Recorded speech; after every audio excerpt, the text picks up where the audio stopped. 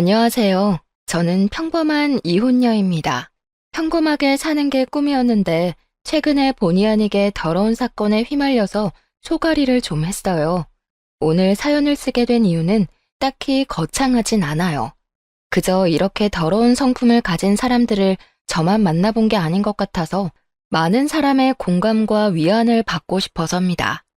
제 이야기가 여러분들에게 위로를 줄 수 있었으면 좋겠네요. 지금부터 들려드릴게요. 우리 집이랑 시댁은 서로 평범한 형편이에요. 누가 더 대단하다고 치켜 세울 것도 없는 사정이죠. 대신 저랑 남편의 직업 차이는 좀 두드러졌습니다. 저는 직업이 구급 공무원인데 남편은 대기업 사원이었거든요. 남편과 제가 만나게 된 건 아는 지인을 통해서였어요. 아는 지인이 참석 중인 회식 자리에 잠깐 들렀다가 남편을 처음 보게 되었거든요. 그때 남편이 아는 지인에게 제 연락처를 물어봤고 저를 자기 이상형이라고 말하면서 마음을 표현해 줬습니다. 그게 저와 남편의 첫 만남이었고 저 또한 남편의 첫인상이 좋았기 때문에 남편의 관심을 호의적으로 받았어요. 그렇게 만나다가 나이 때문에 자연스레 결혼을 준비하게 되었죠. 다른 부분은 전혀 문제가 없었는데 사실 제가 평범한 구급 공무원이라서 시모가 별로 탐탁지 않아 했다는 것이 문제라면 문제였어요. 그렇다고 저의 결혼을 반대한 건 아니었어요. 남편의 마음을 존중해주는 듯 했거든요. 저를 바라보는 차가운 시선만 아니면 제 결혼에 다른 장애물은 없었어요. 당연히 며느리로서 인정받지 못한다고 생각하니까 속상하긴 했습니다. 게다가 저희 엄마는 남편을 엄청 자랑스럽게 생각해줬거든요. 일단 대기업 사위라고 하니까 엄마도 어깨가 올라가나 보더라고요. 엄마는 남편을 볼 때마다 늘 웃음을 잃지 않으셨어요. 이런 거 생각하면 사실 어른들한테 직업군은 중요하다는 생각이 들긴 했습니다. 그래서 시모가 제 직업을 부실하게 느끼는 걸 이해해야만 했네요. 시부모님은 두 분 다 연금 받고 쉬면서 일을 아예 손 놓고 계셨어요. 남편이 따로 생활비랑 용돈을 주고 있는 상황이었습니다. 이건 남편이 결혼하기 전에 얘기를 해줘서 알고 있는 부분이었어요. 반대로 저희 부모님은 아빠가 생선 옮기는 차량 일을 하셨고 엄마는 하청으로 건물 청소를 하면서 꾸준히 노후 대비 중에 계셨어요. 시부모님과 저희 부모님은 또래입니다. 그래서 그런가 저는 시부모님만 뵙고 오면 부모님께 죄송해지더라고요. 제가 조금만 더 잘났다면 친정 부모님도 고생 안 하고 쉬면서 제 용돈 받고 지냈을 텐데 하는 생각을 안 할 수가 없었어요. 그런 부분에서 제가 속상해하면 남편은 늘 이렇게 저를 위로해 줬습니다. 장인어른 장모님은 사실 노후 준비되어 있는데 딸한테 부담 줄까봐 일하시는 것 같은데 우리 부모님은 그저 본인들 삭신 쑤신 게 먼저라서 무조건 내 용돈만 기다리고 있거든. 근데 오직 자식 걱정 때문에 장인어른 장모님이 그 연세까지 일을 하신다는 게 얼마나 대단하냐? 이럴 땐 미안해만 할 게 아니라 차라리 존경한다고 말씀드려야 되는 거야. 남편은 항상 우리 부모님을 뵙고 오면 경의를 표현했습니다. 배울 점이 너무 많다면서 우리 부모님을 향한 칭찬을 아끼지 않았어요. 남편의 이런 존경심은 저한테만 몰래 표출하는 것이 아니라 정말 우리 부모님 앞에서도 그런 마음을 많이 표현했어요. 그 때문에 부모님이 저보다 남편을 더 기다리는 것 같기도 했습니다. 대기업 사위가 그렇게 말해주니 쑥스럽네. 우리야 뭐 놀고 먹을 돈이 없으니까 계속 일을 하는 거지. 움직일 수 있을 때까진 계속 돈을 벌어야 딸내미 등골 빼먹는 일은 없을 거 아니야. 물려줄 재산이 없으니 빚은 남기지 말아야지. 그런 말씀 마세요. 장인어른 장모님 연세까지 노력하면서 사는 어른들 몇 없잖아요. 진심으로 너무 대단하세요. 저도 꼭 장인어른 장모님처럼 힘닿는 데까지 일하는 사람이 되고 싶습니다. 남편이 우리 부모님 기분을 굉장히 잘 맞춰줘서 저희 집에만 있으면 화목한 가정이 따로 없었어요. 그럴수록 시댁에 가면 이런 분위기가 안 난다는 것이 제 노력 부족인 것 같아서 좀 속상했습니다. 아무튼 신혼집은 양가 부모님이 해줄 수 없는 형편이라서 남편이랑 제가 모은 돈으로 마련했어요. 저보다 남편 돈이 더 많이 들어갔지만 남편이 제 돈도 포함된 거니까 공동 명의로 집을 계약하는 게 맞는다고 해줘서 그렇게 시작을 했습니다. 이런 부분에 대해서도 양가 부모님의 반응은 달랐어요. 그런 남편의 마음에 오히려 감동한 친정 부모님과 달리 시부모님은 저에 대한 반감이 더 늘어났어요. 아무리 생각해도 손해보는 장사라면서 제가 들리는 곳에서 구시렁거렸죠. 남편이 우리 부모님한테 잘하는 것처럼 저 또한 시부모님께 잘하고자 노력을 많이 했습니다. 하지만 갈수록 또렷해지는 차가운 반응은 사실 너무 어려운 난관이었어요. 제가 또 성격이 강한 사람이 아니라서 눈치를 더 볼 수밖에 없었습니다. 게다가 시부모님은 처음부터 저를 그렇게 막 예뻐했던 분들이 아니었거든요. 그러니 결혼을 하고 나면 얼마나 더 그런 태도가 솔직해지겠습니까? 제가 뭘 해도 그저 시큰둥한 반응이더라고요. 그냥 제가 뭘 잘하길 바라지 않는다는 듯 반응하셨는데 예를 들면 이런 식이었습니다. 돈도 없을 텐데 뭘 이런 것까지 샀니? 이렇게 흥청망청 지불하고 나중에 생활비 모자라면 우리 아들 돈으로 다 메꿀 생각이야? 급여가 적으면 모으는 거라도 잘해야 할 거 아니야. 그럼요. 당연히 돈도 잘 모을 거예요. 그런데 며느리로서 어머님, 아버님께 선물 정도는 드릴 수 있는 거잖아요. 제가 많이 부족한 며느리라는 거 아는데요. 앞으로 노력할 테니까 어머님께서도 조금 너른 마음으로 봐주셨으면 좋겠어요. 내가 뭐 속 좁게 행동했다는 거니? 내 기분대로 내가 알아서 반응하겠다는데 이런 것까지 며느리 눈치 보면서 행동해야 해? 너 은근히 착한 얼굴하고서 상대방 나쁜 사람 만드는 사람인가 보구나. 네? 무슨 그런 말씀을 하세요. 제가 어머님 앞에서 했던 말은 전부 진심이에요. 네가 우리한테 보여야 할 진심은 내 아들 앞길 방해되지 않게 돈이나 열심히 벌어서 모으는 것밖엔 없어. 네 마음 편하자고 사치 부린 걸 괜히 우리 핑계 대면서 합리화하지 마라. 시모는 정말 만만치 않은 사람이었어요. 화법만 봐도 느껴지지 않나요? 제가 만약 남편과 똑같이 대기업 사원이었다면 시모가 어떤 반응을 보였을까 궁금하기까지 하더라고요.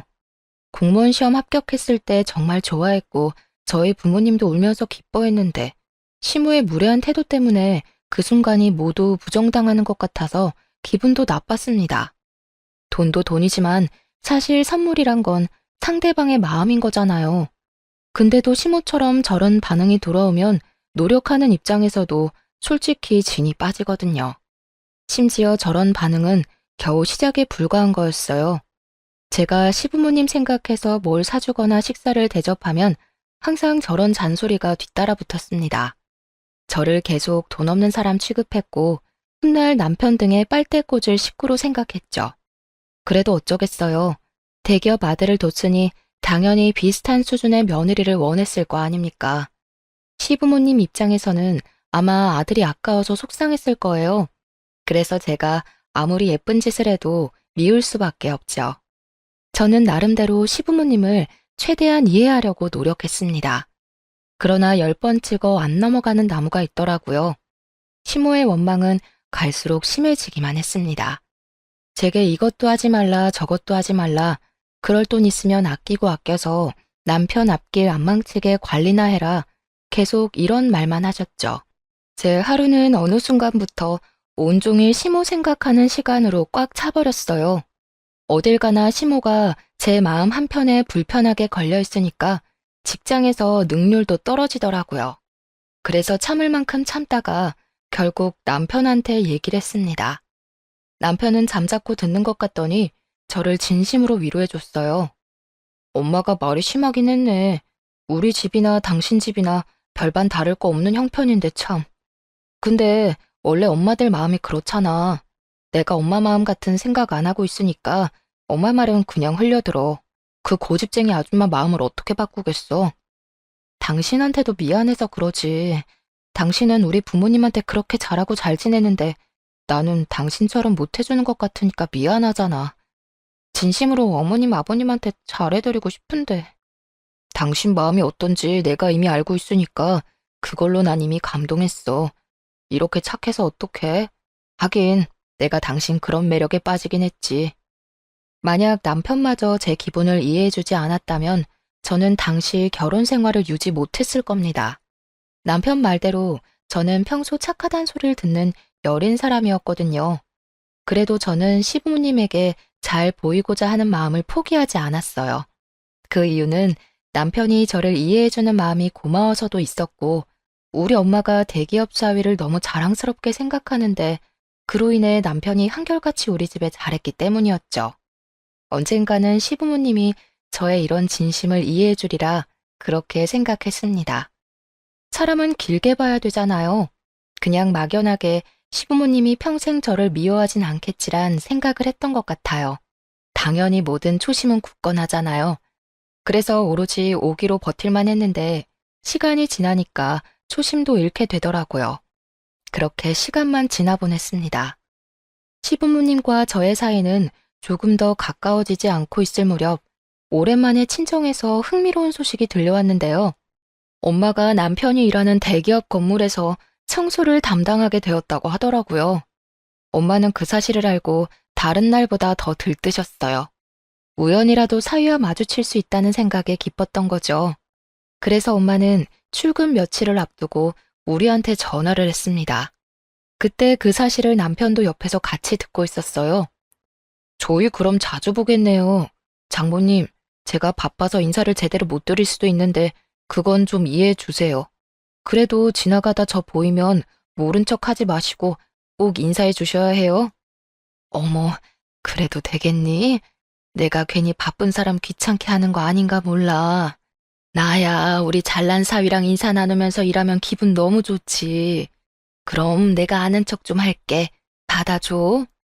엄마는 일하러 가는 게 이렇게 설렐 줄은 몰랐다면서 그날 전화로 소녀처럼 즐거워하셨습니다.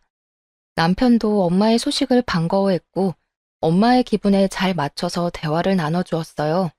저도 그때 시부모님 때문에 기분이 별로였는데 남편과 엄마 소식 덕분에 오랜만에 웃어보았네요. 그렇게 엄마가 남편 대기업으로 출근하는 당일이 되었는데요. 저는 혹시 우리 엄마 보이면 잘 부탁한다고 남편한테 얘기했습니다. 그랬더니 남편이 알겠다고 걱정 말라며 대답은 해줬는데 어딘가 모르게 컨디션 난조 상태인 듯 보이는 겁니다. 어디 아프냐고 물어봤더니 남편이 그런 거 아니고 요즘 새로 시작한 프로젝트가 있는데 그게 좀 바쁘고 골치 아프다고 하더라고요. 확실히 무언가를 많이 신경 쓰는 몰골이긴 했어요. 저는 엄마 얘기를 더 하고 싶었는데 남편이 기분이 안 좋아 보여서 비타민 음료를 챙겨주는 걸로 배웅을 했습니다. 그리고 그날 저는 퇴근하고 엄마한테 전화를 했어요. 남편 회사에 처음 출근한 엄마가 어땠는지 궁금했거든요. 역시나 엄마는 들뜬 목소리로 신이 나서 말을 했습니다. 이러는 사람들한테 사위 소개해줬잖아. 우리 사위가 그 회사 다닌다고 하니까 사람들이 나를 얼마나 부러워했는지 몰라.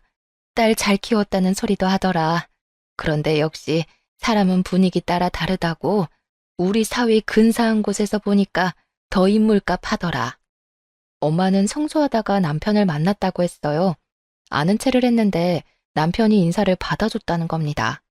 그래서 다른 청소 아줌마들한테도 남편을 소개해줬다면서 얼마나 자랑했는지 몰라요. 아줌마들 사이에서 기가 살았을 엄마를 생각하니 귀엽더라고요. 그런데 한편으론 걱정도 되었어요. 남편이 회사 일 때문에 스트레스가 많아서 그날 아침에 기분 안 좋은 상태로 나간 걸 아니까 혹시나 엄마의 행동이 마음에 걸리진 않았나 싶은 겁니다. 그래서 엄마와 통화를 종료하고 남편한테 바로 전화를 해봤어요. 남편도 퇴근 시간이라 전화를 했던 건데 의외로 전화를 안 받더라고요. 아직 안 마쳤다고 생각해서 그러려니 넘겼습니다. 그런데 저녁 먹을 시간이 훌쩍 넘겼음에도 불구하고 남편이 계속 연락도 안 되고 안 나타나자 마음이 불안해졌어요. 저도 모르게 얼마나 전화를 했는지 모릅니다. 그래도 여러 번 시도 끝에 남편이 전화를 받았는데요. 당황스럽게도 남편 동료가 대신 전화를 받았더라고요. 아, 오늘 회식이 있었구나. 남편이 그런 말은 없었는데 갑작스레 잡혔나 보네요. 지금 다 와간다고 하셨죠? 제가 미리 내려가 있을게요. 남편 동료하는 말이 회식이 있었는데 남편이 술을 많이 마셨다고 했어요. 그래서 대리기사 불러서 남편 차로 귀가 중이라 하더라고요.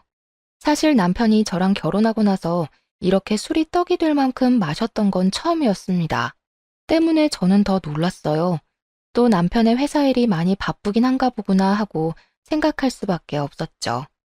그리고 남편은 그날 이후부터 회식이나 야근이 많아졌어요. 술을 마시는 날도 횟수가 급격히 늘었습니다.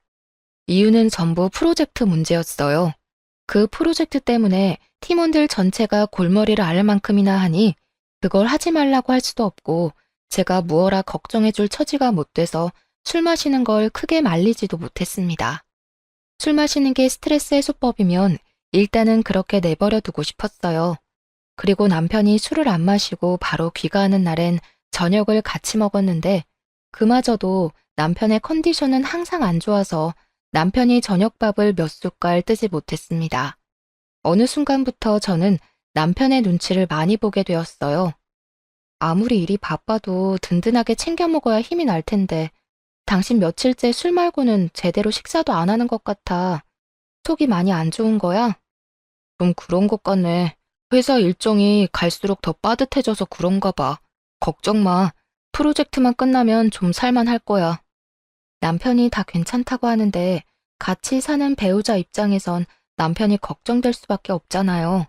제가 할 수 있는 최대한의 노력이 약이라도 챙겨주는 거였는데요. 남편 기분도 띄워주면 좋을 것 같더라고요. 그래서 이런저런 엉뚱한 말을 하다가 엄마 얘기를 한번 해봤습니다. 그랬더니 남편이 엄마를 여러 번 만났다고 하면서 반가웠다 하더라고요.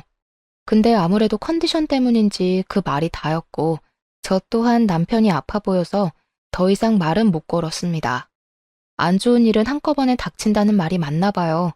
남편도 컨디션 난조로 상태가 안 좋은데 그맘때쯤 친정집에도 문제가 생긴 겁니다. 신이 나서 출근하던 엄마가 갑자기 일을 관두고 하루 종일 잠만 자고 밥도 잘 안 먹는다고 시름시름 앓고만 있다는 사실을 아빠한테서 듣게 되었어요. 저희 엄마는 평소 성격이 밝은 편이라 웬만큼 큰일이 아니면 그렇게 다 죽을 사람처럼 고꾸라져 있지는 않거든요. 걱정이 되었던 저는 하루 연차 내고 엄마를 찾아갔습니다. 매번 제가 친정 방문하면 버선발로 마중 나오던 엄마였는데 그날은 확실히 엄마의 분위기가 달랐어요. 제가 와도 엄마는 그저 방 안에 이불 덮고 누워만 계시더라고요. 어디가 아픈 건가 싶어서 저는 엄마한테 인사도 제대로 못하고 원인부터 물었습니다. 그냥 몸이 안 좋아서 그만뒀어. 나도 이제 나이가 있잖아. 좀 쉬다 보면 괜찮아지겠지. 신경 쓰지 말고 그냥 가. 말하는 것도 귀찮아. 갑자기 왜 이러는지 말을 해야 알지. 몸이 어디가 안 좋은데? 같이 병원이라도 가보게. 건강에 문제 생기면 안 되잖아. 아유, 좀 됐다니까. 귀찮게 하지 말고 집에 가라고. 못 참을 정도로 아프면 내가 알아서 병원 갈게. 엄마가 화를 내는 그 순간 저는 우리 엄마가 아니라 다른 사람을 보는 줄 알았습니다. 너무 신경질적으로 변한 엄마의 모습에 제가 더 물어볼 수 없었어요. 아빠도 엄마가 갑자기 저러는 이유를 모르겠다네요. 아무래도 일하는 곳에서 무슨 일이 있었던 게 아닌가 그렇게 추측만 하는 겁니다. 혹시 일하는 동료들이랑 다툼이 있었나 저도 그렇게만 보는 게 최선이었어요. 그래도 불확실하겠지만 한 가지 알아볼 방법은 있었는데요. 남편이 오다 가다 엄마의 이상 징조를 봤을지도 모른다고 생각해서 남편한테 한번 물어보기로 했습니다. 엄마가 일을 갑자기 관뒀어. 일을 안 하는 건 괜찮은데 진짜 어디 몸이라도 안 좋은 건가 싶어서 걱정돼. 말 걸어도 성질만 내고 아무래도 직장에서 뭔 일 있었던 것 같은데 혹시 당신 엄마 그만두기 전에 마주친 적 있어? 그래? 잘 모르겠는데. 나랑 마주칠 땐 늘 밝게 인사하고 그러셨어. 아, 최근에 딱 한 번 날 봐도 모른 척 하긴 하시더라. 그 이후론 본 적이 없었는데 그만두신 거였어? 당신도 모르는구나. 이번 주에 엄마한테 같이 가볼래? 엄마가 당신만 보면 좋아하니까 당신이 가주면 기분 좀 나아질 것 같아서. 남편은 제 말에 흔쾌히 수긍했고 고맙게도 바쁜 시간을 빼서 우리 엄마를 위해 같이 친정집을 찾았습니다. 아빠한테 미리 말했기 때문에 아빠가 엄마한테도 알렸을 거라 생각했어요. 집에 갔더니 엄마는 지난번 저 혼자 찾아왔을 때와 똑같은 자세로 누워 있더라고요. 그렇게 좋아하는 사위가 왔는데도 내다보지 않았습니다. 거기서 저는 엄마 문제의 심각성을 더 느꼈고 남편도 평소와 다른 엄마의 모습에 의아해했어요. 남편은 우리 엄마의 애정을 가장 많이 받았던 사람이기에 엄마한테 다가가는 것도 거리낌이 없는 사람이었는데요. 남편이 상냥한 말투로 엄마한테 다가가며 인사를 했거든요. 그리곤 아주 난리가 나버렸습니다. 장모님, 저 왔어요. 장모님이 좋아하시는 간장게장도 사왔는데 일어나서 같이 먹어요. 거의 매일 장모님 만나는 재미로 출근했는데 요즘 안 보여서 걱정 많이 했어요. 고민 있으시면 저한테 연락하시지. 누워만 계시지 말고 같이 밥 먹으면서 얘기해요. 저랑 아빠가 말을 걸어도 귀찮다고 저리 가라는 말만 반복했던 엄마는 남편이 말을 거니까 몸을 벌떡 일으켜 앉았습니다. 그리곤 다짜고짜 남편을 밀쳤어요. 쭈그리고 앉아있던 남편은 놀라서 엉덩방아를 찧었고 지켜보던 저랑 아빠가 급히 엄마를 말렸습니다. 재미? 너는 어른 만나는 걸 재밌다고 표현하니? 내가 이러는 거 싫다고 몇 번을 말했어. 다 나가. 제발 혼자 있게 해달라고. 엄마, 말을 해줘야 우리도 그에 맞는 행동을 할 거 아니야. 사람 걱정시켜놓고 매번 아무것도 아니라고 하면 엄마 걱정 때문에 일 못하는 우리는 어떡하라고. 불만이 있으면 꽁에 있지 말고 말을 해. 그래야 해결해주든 도와주든 하지. 언제까지 가족 밀어내면서 가족한테만 화풀이 할 건데? 지금 누구보다 장모님이 답답하고 힘드실 거야. 이럴 땐 사람 마음 재촉하는 거 아니야. 아무래도 장모님 쉬게 하는 게 낫겠다. 죄송해요, 장모님. 저희 방해 안 할 테니까 푹 쉬세요. 격앙된 분위기에서 남편이 저를 데리고 방을 나가는데 엄마는 방문이 닫힐 때까지 우리를 노려보고 있었습니다. 정말 다른 사람 같았어요. 혹시나 갱년기라서 그러는 건가 생각도 했습니다. 하지만 아무리 갱년기가 왔다고 하더라도 사람이 저렇게까지 돌변할 수 있나 이해가 안 되는 거예요. 몸이 안 좋아서 일을 그만뒀다고 했는데 제가 보기엔 엄마가 몸보다는 정신적으로 어딘가 힘든 점이 있는 것 같았어요.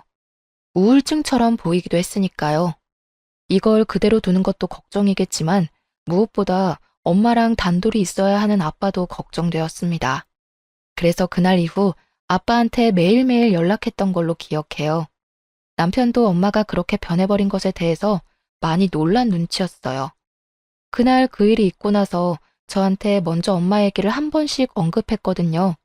하지만 그때마다 저는 같은 답을 줄 수밖에 없었습니다. 아빠가 하는 말이 엄마가 좀처럼 나아질 기미가 안 보인다고 하더라고요. 그 사이 프로젝트가 끝났다는 남편은 컨디션이 다시 회복되었어요. 다만 회식은 어째 더 많아진 것 같기도 했습니다. 언제는 프로젝트 수고했다는 기념으로 동료 직원들끼리 휴가를 다녀오기도 했거든요. 남편이 주말 말고는 밖에 있는 시간이 더 많았지만 그래도 남편의 기분이 좋아져서 저도 살만은 했습니다. 그래서 남편에게 엄마에 대한 고민을 더 편하게 털어놓을 수 있었어요. 그런데 하나가 해결되니까 다른 하나가 또 문제더라고요. 이번엔 한동안 신경 못 쓰고 있던 시댁이 저를 예민하게 만들었습니다. 시부모님 두 분 중에서도 시모가 유독 제 심기를 가만두질 못했어요. 생각지도 못한 타이밍에 시모가 저희 집을 방문한 적이 있었는데요.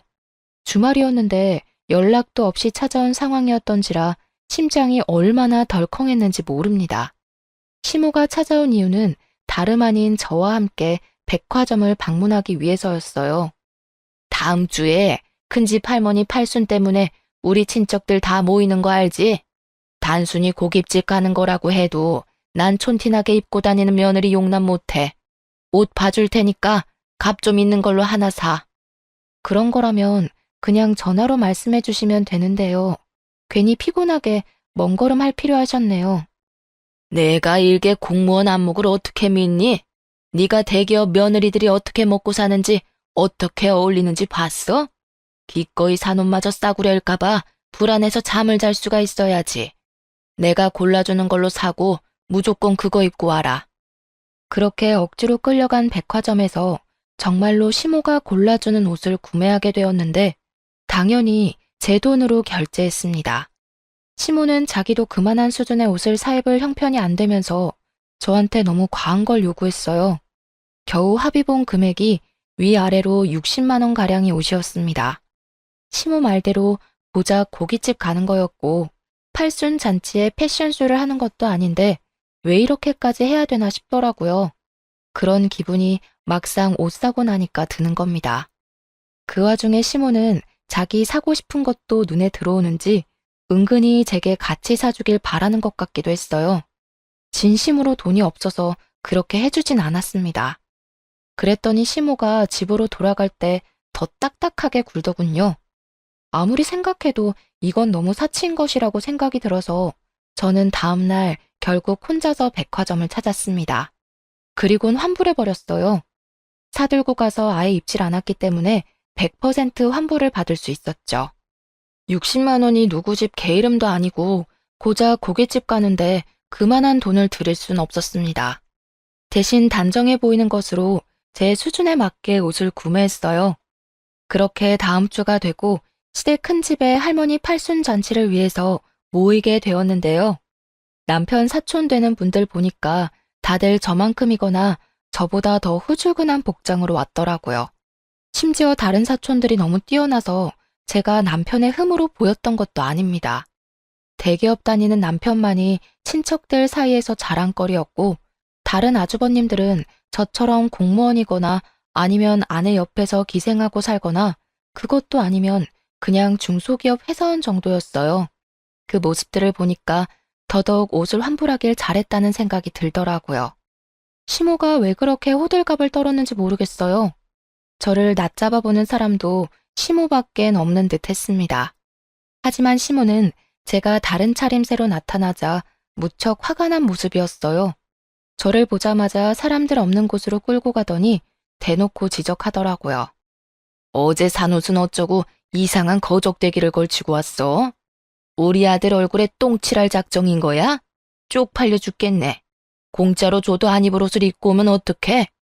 어머님만 그렇게 보는 거겠죠. 다른 분들은 오히려 편하게 입고 왔는데 왜 그러세요? 어머님처럼 하면 더 보여주기식으로 보인다고요. 지금 대드는 거냐? 내 아들이랑 다른 사람들이랑 같은 줄 알아? 돈만 없는 줄 알았더니 눈치도 더럽게 없네. 대기업 남편을 뒀으면 남편 기 안 죽게 복장이라도 있어 보이도록 차려입어야 될 거 아니야. 구급 공무원인 게 뭐 자랑이라고 머리부터 발끝까지 티를 내고 다녀? 어머님, 정말 너무하시네요. 저 한 번도 구급 공무원이라서 창피했던 적 없거든요. 저희 부모님도 자랑스럽게 생각하시는데 어머님이 뭐라고 계속 제 커리어를 무시하세요. 그러는 어머님은 공무원 돼본 적은 있으세요? 그렇게 공무원 무시할 거면 공무원부터 돼보고 나서 실컷 무시하시던가요. 제가 처음으로 시모에게 열을 냈던 순간이었습니다. 그 탓에 저는 건널 수 없는 다리를 건너고 만 거죠. 시모랑 저는 원래 가깝지 않던 사이가 더 멀어지고 말았습니다.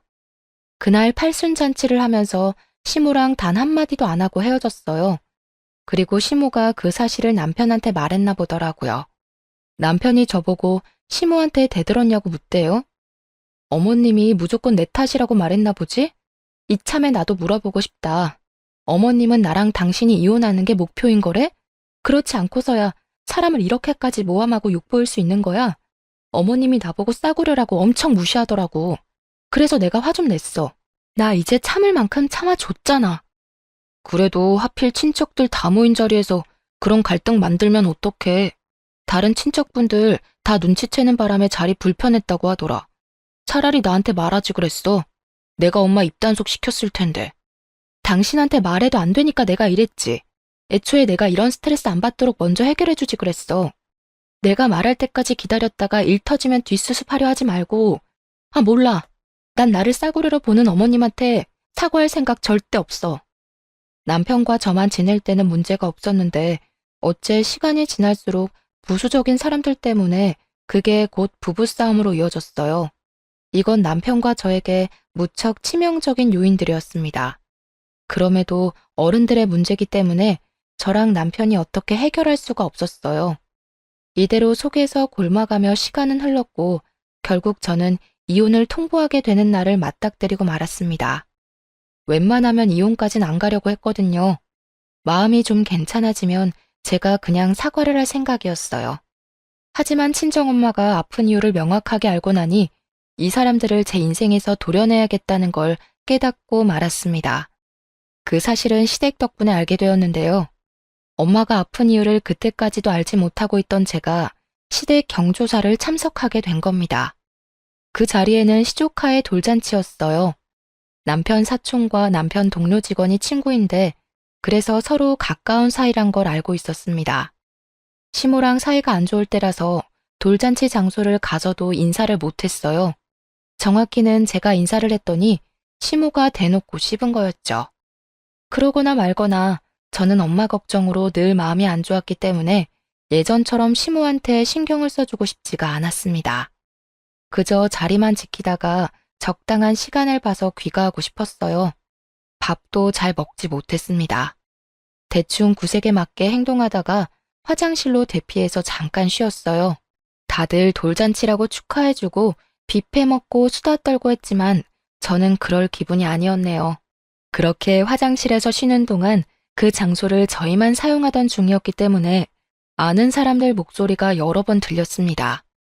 그러다 우연히 남편 사촌의 아내분과 시모가 나눈 대화까지 듣게 되었는데요. 저는 여전히 화장실 칸에 있었고 그들은 화장실에 누가 있는 줄 모르는 상태였죠. 그때 들은 대화 내용이 아직도 저의 분노를 일으킵니다. 눈치가 있어야지. 걸레질하고 변기통이나 닦는 주제에 어떻게 거기서 우리 아들을 아는 체 할 수가 있다니? 우리 아들이 쪽팔려서 혼났다더라. 동료 직원들이 청소 아줌마가 장모였냐고 자꾸 물어본다는데 진짜 체면이 안 선대. 어쩜 도움되는 구석이 없는지 몰라. 자식이나 부모나 참 구질구질하지 않니? 우연이라도 어떻게 이럴 수가 있는 건지 시모가 우리 엄마를 완전히 무시하면서 흉보는 걸 듣게 된 거예요. 너무 충격이었습니다. 시모가 제 욕을 했다면 그냥 노망난 아줌마가 또 가볍게 입 놀리네 하고만 생각했을 겁니다. 시모가 개념 없는 사람인 줄은 알았지만 자기 사돈되는 사람까지 함부로 험담하고 다닐 줄은 몰랐어요. 그런데 시모 말을 잠자코 들어보니 내용은 더 기가 막히더라고요. 그리고 제가 생각하지 못했던 인물까지 등장해서 더 속상했던 날이었죠. 대화 내용의 시기는 엄마가 일을 관두기 전의 일자였습니다. 시모 말로 인하면 엄마는 여느 때처럼 사위를 마주칠 때마다 반갑게 인사하고 아는 체하고 그랬는데요. 엄마는 실제 그게 하루의 낙과도 같았다고 했다 합니다. 그랬던 엄마가 갑자기 일을 그만두고 시름시름 앓게 된 이유는 그 삶의 낙을 잃었기 때문이었어요. 한날 엄마가 남자 화장실 청소를 하는 사이 사위가 동료들과 화장실에 우르르 몰려와서는 엄마 뒷담을 했다는 거예요. 그걸 같은 공간에 있던 엄마가 들은 거였어요. 시모가 흉보고 있는 모든 내용의 시발점은 전부 남편이었다는 겁니다. 남편이 저희 엄마를 그렇게 만들었던 거예요. 엄마 그날로 너무 충격을 받아서 바로 일을 그만두게 된 거고 그 일이 잊히지 않아서 알아 누운 거였습니다. 그제야 엄마가 그렇게 좋아하는 사위를 데려가도 우리한테 화만 냈던 것이 이해되었어요. 남편이 저한테는 당연히 그 사실을 말 안 했으나 시부모한테는 회사에서 우리 엄마 마주치는 게 창피하고 스트레스라고 하소연했나 보대요. 남편한테 너무 큰 배신감을 느꼈습니다. 심지어 남편은 자기 말을 우리 엄마가 들었는지도 모르고 있었고 그때까지도 엄마가 뭐 때문에 기운을 못 차리는 건지 모르고 있었어요. 설령 우리 엄마가 쪽팔렸다고 하더라도 다른 사람한테까지 흉볼 필요는 없잖아요. 그럼 애초에 아는 척하지 말아달라고 정중히 설명을 해주던가요. 자기가 얼마든지 인사해달라고 엄마의 기분을 들뜨게 만들어 놓고선 정작 엄마랑 제가 안 듣는 데서는 욕을 하고 다녔다니 충분히 배신감 들지 않겠습니까? 게다가 시모가 입이 진짜 싼 사람이거든요. 남의 말 듣는 거 싫어하고 나불거리는 걸 즐기는 사람이란 말이죠. 그런 사람에게 남편이 우리 엄마 욕을 해놨으니 저렇게 우리 엄마 얼굴도 모르는 사람들까지 엄마 욕을 하게 된 겁니다. 불을 지핀 남편에게도 화가 나고 불난 집에 기름 들이붓는 시모한테도 열이 받았어요. 그렇다고 남의 잔치를 깽판치기엔 뒷감당 수습이 안 될 것 같아서 일단은 참았습니다. 그걸 그대로 마음에 담아뒀다가 친정으로 달려가서 바로 엄마한테 물어봤어요. 엄마가 오랜만에 엄마 같은 눈으로 저를 바라보더라고요. 엄마는 제가 모든 걸 알았다는 사실에 크게 당황했습니다. 그리곤 처음 보인 반응이 부정이었어요. 내 결혼 생활 때문에 고민하는 거라면 그럴 필요 없어. 이미 나 이혼 마음 먹었고 이혼 같은 거 안 무서워. 그런 사람들이랑 같이 가족하면서 아무렇지 않게 사는 게 훨씬 더 무서워. 엄마가 진정으로 나 망가지는 걸 원하는 게 아니면 나한테 솔직하게 말해줘야 돼. 내가 그런 사람들이랑 평생 한솥밥 먹으면서 살았으면 좋겠어? 엄마는 제 말에 한참 동안 고민을 하더니 곧 제게 사실을 실토했습니다. 어떻게 그리 앞뒤가 다를 수 있는지. 그 뒤로는 그놈 생각만 해도 치가 떨리고 화가 나. 그런데 나 때문에 딸 앞길을 망칠 순 없잖아. 미안하다. 내가 잘못 판단해도 너무 잘못했어. 엄마에게 확인사살 받은 저는 그렇잖아도 화가 난 상태에서 더 분노가 쌓였습니다. 우리 가정을 무시하고 깔본 이 사람들을 절대 가만둘 수 없었어요. 저는 당장 이혼할 생각을 하면서 그들 꼬투리 먼저 잡으려고 유심히 지켜봤습니다. 절대 단순하게 이혼만 해줄 생각 없었거든요. 그날부터 제겐 눈에는 눈, 이에는 이로 덤빌 수 있을 만한 약점을 찾았는데요. 정말 운 좋게 대단한 사실을 알게 되었어요. 제겐 씁쓸할 문제라고 생각할 수도 있는데 이미 속에 불이 나고 있는 제게 그 문제는 그저 또 다른 기름일 뿐이었습니다. 제가 남편 회사를 몰래 찾아간 적이 있었거든요. 저기서 아주 짜증나고 흥미로운 사실 발견한 거예요. 남편이 같은 회사 여직원과 바람을 피우고 있다는 걸 목격한 거죠. 심지어 남편에겐 같이 불륜 모임을 하는 대기업 식구들이 있는 듯 했어요. 서로 불륜을 저질러도 눈을 감아주는 것 같았습니다. 누구는 이런 걸 오피스 와이프라고 하더라고요. 그리고 그날 찾아가게 된 것도 남편이 회식 때문에 늦는다며 제게 따로 연락을 해줬기에 나를 잡고 미행할 수 있었어요. 미리 남편 회사 앞에서 숨어 있었는데 남편 포함해서 남자 셋과 여자 셋이 나와서는 식당이 아닌 호텔로 가더라고요. 그렇게 들어간 그들은 그 뒤로 한동안 안 나왔습니다. 그런 곳에 남녀가 짝을 이뤄서 같이 갔다는 건 일단 그것만으로 냄새가 나잖아요. 게다가 호텔 입장하자마자 팔짱까지 끼고 가더라니까요. 그런 모습이 누가 봐도 불륜이었습니다. 그래도 이왕이면 결정적인 증거를 확보하는 게 좋으니까 저는 한 사람을 붙잡기로 했죠. 그 불륜 모임하는 남편 동료 중에 제가 아는 사람도 있길래 그 사람 사진이랑 영상까지 친히 찍었어요. 그런 다음에 그 사람한테 따로 연락해서 협박 아닌 협박을 했습니다. 사실대로 말 안 해주면 그쪽 마누라한테 불륜 사실 다 폭로할 거예요. 가정이랑 직장 지키고 싶으시면 우리 남편 파는 게 좋을걸요? 생각보다 힘은 들이지 않았어요. 그렇게 말하니까 그 동료가 자기 혼자 살려고 제게 남편의 불륜 사실을 다 토로하더라고요. 직접 증거 사진도 보내줬고 같이 놀고 있던 단체 채팅방 대화도 캡처해서 보내주는 겁니다. 그러면서 헤어지기 전까지 제발 자기는 살려달라고 빌다가 갔어요. 덕분에 저는 이혼 소송을 훨씬 수월하게 준비할 수 있었습니다. 그 불륜녀한테도 소송장을 보냈고 남편에게도 소송장을 보냈어요. 제가 남편한테 먼저 확인하거나 알리지도 않고 소송부터 해버렸으니 회사까지 연차내고 집에서 저를 기다리고 있었더라고요. 소송이라니, 내가 뭘 잘못했다고 이혼 소송을 내? 대체 뭘 알고 있길래 이런 오해를 하는 거야? 이런 짓 벌이기 전에 나랑 상의를 먼저 했어야지. 말 안 통할 놈이랑 무슨 상의를 해. 너 나한테 매사에 거짓말만 했잖아. 나로 모자라 우리 엄마한테도 거짓말했잖아. 겁대가리 없이 장모한테 철판 깔고 구라치는 새끼를 내가 뭘 믿고 대화를 하겠어. 지금 무슨 소리라는 거야? 내가 언제 장모님한테 거짓말을 했다고 그래? 증거 있어? 진짜 사람 체면 안 서게 왜 이러는 건데? 증거야 많지. 그러니까 너랑 얘기도 안 하고 소송 먼저 했고 그리고 말 한 번 잘했다. 체면? 그게 네 앞길에 그렇게 중요한 걸 알았으면 너 같은 촌스러운 놈이랑 결혼 안 했을 텐데. 청소하는 우리 엄마는 창피하고 불륜 저지르면서 싸구려 짓 하는 네 인생은 안 창피한가 봐. 그런 게 체면이라면 진짜 더럽네. 앞으로 내가 진짜 창피한 게 뭔지 알려줄 테니까 좀 배워놔. 남편은 제가 불륜을 알고 있다는 걸 알자마자 금방 사색이 되었습니다. 그동안 저한테 안 들키려고 연기했는데 들통났다는 생각에 놀란 듯 했어요. 저보다 남편이 더 잃을 게 많아서 겨우 이 정도 협박으로도 남편을 무릎 꿇릴 수 있었는데요.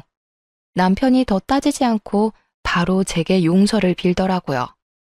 하지만 전 애당초 이혼을 결심하고 시작한 짓이기 때문에 남편의 용서 따위 손톱만큼의 동요도 없었습니다. 그렇게 말하고 저는 그 길로 바로 시댁을 찾아갔어요. 남편한테 그랬던 것처럼 똑같이 남편의 불륜 사실을 토로했고 증거물까지 다 공개하면서 시모한테 똑똑히 선언했습니다. 별 볼 일 없는 집에 대기업 아들 낳았다고 여태 좋아하셨죠? 사람이 높은 곳을 바라볼수록 겸손했어야지. 꼭 이렇게 싸구려 인성들이 어중간하게 허세부리다 날아간다니까. 앞으로 그 주둥아리 함부로 놀리면 이렇게 망한다는 거 잘 보세요. 그러자 시모가 저를 붙잡으면서 제정신이냐고, 자기 아들이 망하면 내 인생도 망하는 거 모르냐고 협박하대요. 상황 파악 안 되는 것 같길래 나 지금 이혼 통보하는 거라고 제대로 말도 해주고 나왔습니다. 그리고 제가 친정으로 돌아가면서 제일 먼저 시도한 복수는 우리 결혼식에 왔던 남편 하객들에게 이 사실 모두 파일로 전송하는 거였어요. 남편 하객으로 별로 친하지도 않은 동료들까지 왔었는데 남편의 더러운 사생활을 일파만파 다 알게 된 겁니다. 이미지를 중요시 여기는 그 사람들에게 이런 개망신은 정말 통쾌한 복수였어요. 게다가 같은 사내 사람들끼리 벌인 불륜이라서 더 관심을 받았고 빠르게 퍼져나가더라고요. 그 때문에 사내 분위기는 금세 엉망진창 된 걸로 들었습니다. 그걸 윗선에서 며칠 버티는 것 같더니 사태가 더더욱 과열되니까 결국 남편이 권고사직까지 받는 사태가 벌어졌죠. 뿐만 아니라 같이 불륜 벌인 사람들 다 잘리게 되었어요. 제게 정보를 줬던 남편 동료 직원은 자기 마누라한텐 안 걸린 것 같더라고요. 그냥 이직할 거라 둘러댄 것 같았습니다. 그런데 뭐 조만간 들키지 않을까 싶어요. 다들 이렇게 해고당하게 될 줄은 몰랐는데 본의 아니게 그 잘난 대기업 직책을 빼앗은 것 같아서 너무 속 시원했습니다. 어쨌든 일단 시댁은 자기 친척들 뿐만 아니라 주민들에게도 창피한 처지가 되었어요. 시모가 입이 싸다고 했잖아요. 자기 아들 대기업 다닌다고 자랑 많이 해놨거든요. 그리고 남편 하객이면 시부모님 손님들도 많았단 말이죠. 창피하지 않을 수가 없을 거예요. 실제로도 시부모님이 그 동네 못 살 정도로 눈초리 많이 받아서 끝내 이사를 했다고 들었습니다. 시모가 제게 끝까지 사과하진 않았지만 적어도 후회는 하고 살 거라 생각해요. 그런 사람에게 사과받고 싶지도 않네요. 아무튼 저는 받은 위자료들로 결혼 때보다 훨씬 윤택한 삶을 살고 있어요. 엄마도 더 이상 소갈이 하지 않고 저랑 같이 요가 다니면서 건강관리 중입니다. 저희 가족이 다시 화목해져서 얼마나 다행인지 몰라요. 아마 앞으로 제 인생에 2번의 결혼은 없을 듯 하네요. 저처럼 이혼한 분들 꽤 많던데 우리 모두 다시 주어진 삶의 기회를 제대로 가꿔보도록 합시다. 들어주셔서 너무 감사드리고 항상 평안하세요.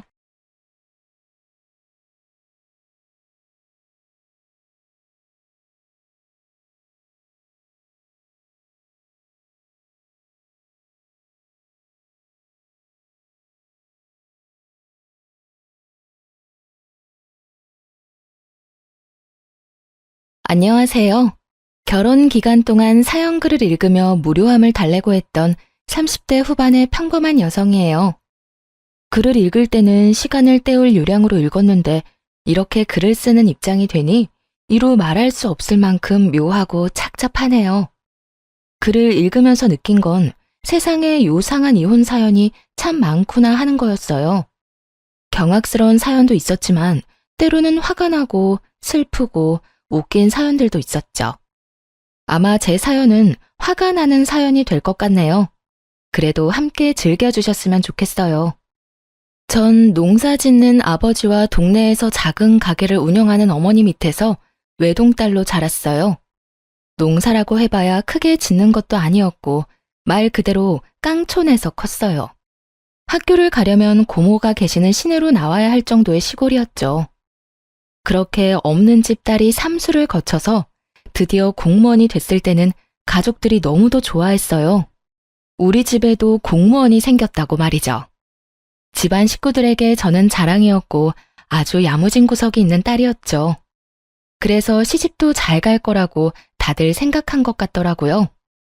그래서인지 결혼에 대해서 부모님들이 엄청 간섭하고 그런 건 또 아니었고요. 남편은 유머 감각이 있는 사람이었어요.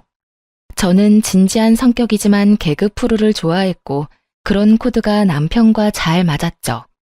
그래서 결혼이라는 일생일대 이벤트에 골인할 수 있었던 게 아닐까 싶어요. 이 결혼을 가장 축하해준 사람은 친정 식구가 아닌 시부였어요. 이야, 우리 집에 며느리가 아주 잘 들어왔어. 공무원이라니. 하나뿐인 아들놈 가방끈이 짧아 걱정했는데 며느리 정도면 걱정이 하나도 없겠어. 으하하하.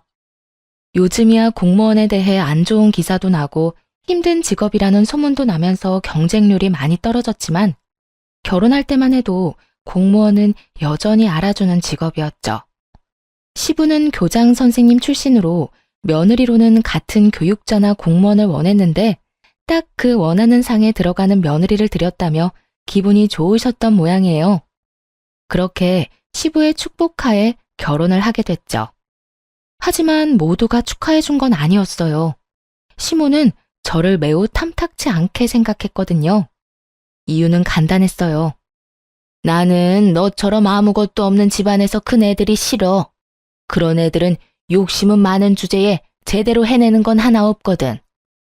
우리 아들이 너보다 학력은 좋지 않아도 우리 아들 정도면 어디서 빠지진 않는다. 그런데 왜 너 같은 애랑, 아휴, 대놓고 이렇게 말할 정도였으니 얼마나 싫어하는지는 눈에 뻔히 보일 정도였죠. 그래도 참을 수 있었던 이유는 시부가 있는 곳에서는 싫은 소리를 절대로 안 했기 때문이었어요. 그렇게 깐깐하고 날카로운 시모라도 시부가 있는 자리에서는 나서는 일이 없더군요. 며느리 사랑은 시부라는데 그 말처럼 저를 도닥여주시는 시부 덕분에 결혼 생활을 버틸 수 있었던 것 같아요. 남편은 참 재미있고 좋은 사람이었지만 한 가지 안 좋은 점이 있었어요. 평생을 부모님 돈으로 편하게 생활해서 그런지 경제관념이 아예 없다는 점이었죠. 결혼하고 1년 뒤쯤에 임신을 계획 중이었거든요. 빠르면 빠를수록 좋다고 생각했기 때문에 신혼부부를 대상으로 한 임신 전 검사며 이것저것 알아보는데 가장 중요한 게 뒤늦게 생각나더군요. 애를 낳으면 육아휴직을 쓸 텐데 그때 돈이 부족하면 어쩌나 하는 생각이요. 그래서 남편에게 넌지시 물었죠. 여보, 슬슬 돈 좀 아껴보는 게 어때?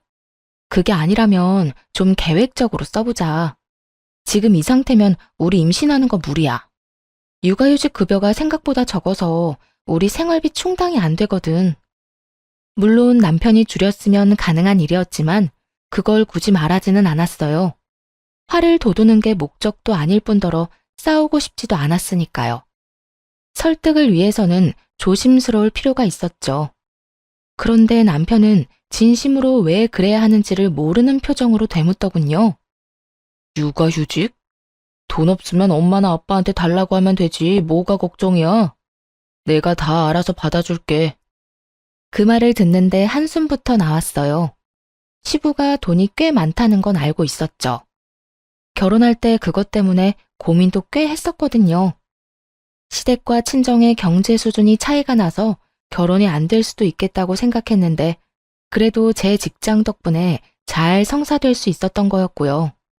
남편은 평생을 시부와 시모에게 돈을 받아가며 생활해서 그런지 부모님에게 돈을 타서 쓰는 거에 별다른 생각이 없더군요.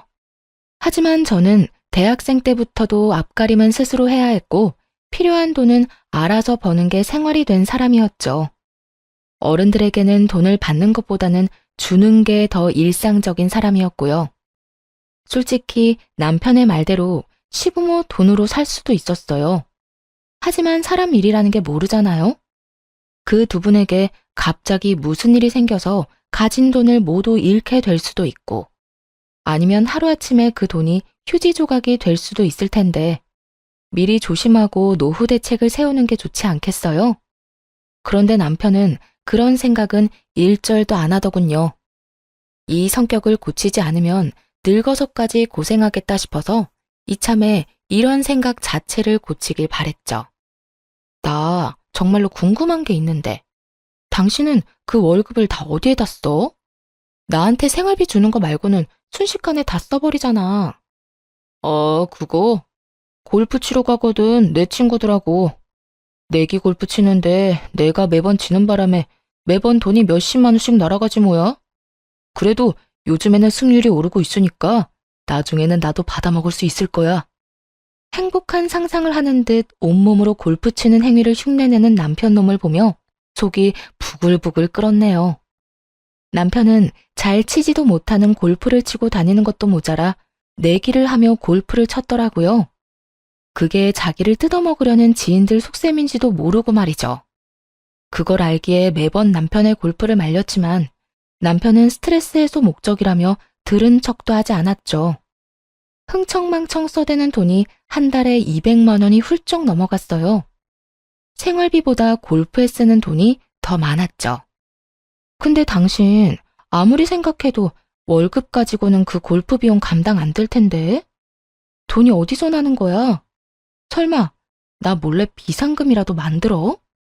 비상금의 규모 정도가 아니었지만 그렇게 물을 수밖에 없었어요. 엄마한테 달라고 하면 주시는데 그래서 내가 그랬잖아. 걱정하지 말라고. 엄마는 내가 말만 하면 주신다니까. 그럼 나 육아휴직으로 100만 원 넘게 월급 못 받으면 당신이 어머님한테 받아줄 거야? 지금 어머님한테 매달 100만 원씩 받는 거 그거 나한테 준다고? 아니, 그건 그거고. 육아휴직으로 못 받는 돈은 따로지. 계산 좀 확실하게 해, 여보. 200만 원은 받아야 각이 나오지. 정신 나갔어? 어느 자식이 결혼하고 나서 매달 200만 원씩 부모님한테 용돈을 타줬어. 너 그 돈 아껴서 돈 모을 생각은 없어? 노후 대책 이런 거 없냐고. 그런 걸 왜 해? 아버지 돌아가시면 아버지 재산 다 내 건데. 그거 평생 써도 다 못 쓸걸? 평생은커녕 10년 안에 그 돈이 없어질 수 있다는 걸 모르는 건 아니지? 한심하게 남편 놈을 쳐다봤어요. 이런다고 해결될 문제가 아니더라고요. 임신을 미루고서라도 이 문제는 확고히 해야 한다고 생각할 정도였으니까요. 하지만 운명의 장난인지 꼭 이럴 때 임신이 되더군요. 막상 임신 사실을 알고 나니 아이를 위해서라도 어떻게든 해야겠다 싶었죠. 남편이 설득 안 되니 시모를 설득해야겠다 생각하고 남편 몰래 시모를 만나러 갔네요. 그래, 무슨 일로 만나자고 한 거니? 바쁘니까 용건만 간단히 해라. 네, 어머님이 남편한테 용돈으로 100만 원 정도 주시는 거요. 그거 혹시 남편 말고 저한테 맡기실 생각은 없으세요? 통장은 어머님이 가지고 계시면서 검사하시고 카드는 제가 받아서 관리를 할까 해서요. 어이가 없어서. 너 지금 그 돈 욕심내는 거니? 이래서 내가 돈 없는 집안 애들은 싫다고 했는데 내가 도대체 너 뭘 믿고 그 돈을 맡겨?